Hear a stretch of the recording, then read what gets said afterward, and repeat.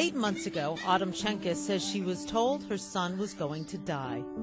He didn't want to play, he didn't want to be touched, he slept all day, every day. It was miserable. Maverick was just 6 months old and desperately needed a new heart, but his doctors at New York Presbyterian Hospital said no. I was scared that he was going to die. Every day, it's the only thing that I thought of, you know. There was actually a point where we were planning his funeral. Maverick, who's 1 now, was unlucky enough to be born with 2 medical problems, the heart defect and a rare genetic disorder. Doctors said he was an undesirable candidate for a transplant because his genetic defect would limit his survival after he got a new heart. You slobber. But you did your own research. Yes. And what did you find? That is not true. Chenkus didn't accept what the doctors told her. She asked some of the world's top experts about her son's disorder called Coffin-Siris Syndrome, and they said the syndrome would not limit Maverick's chances of survival with a new heart. And that's what they told us, too. Dr. Grange Coffin, he's the Coffin and Coffin-Siris Syndrome, the scientist who discovered it, told us it's wrong to deny someone a transplant because of the syndrome. So what do Maverick's parents think is the real reason the hospital denied their son a heart transplant? They think it's because his genetic defect makes him developmentally disabled.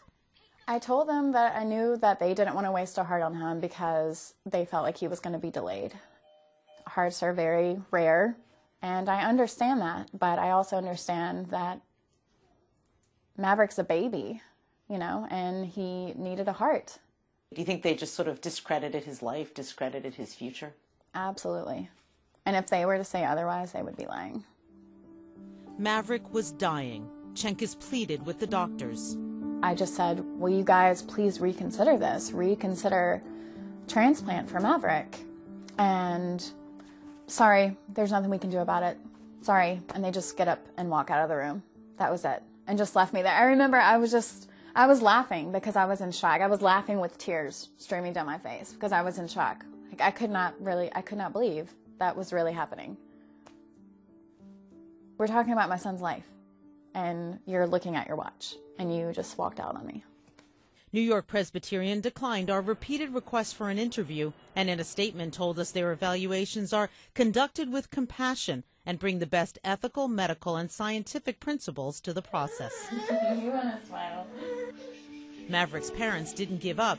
They filed a federal discrimination complaint against the hospital and got him transferred to a new hospital that didn't have the same transplant concerns. Eventually, it turned out Maverick got better without a transplant, but that hasn't ended the controversy about whether transplant doctors discriminate against patients with disabilities.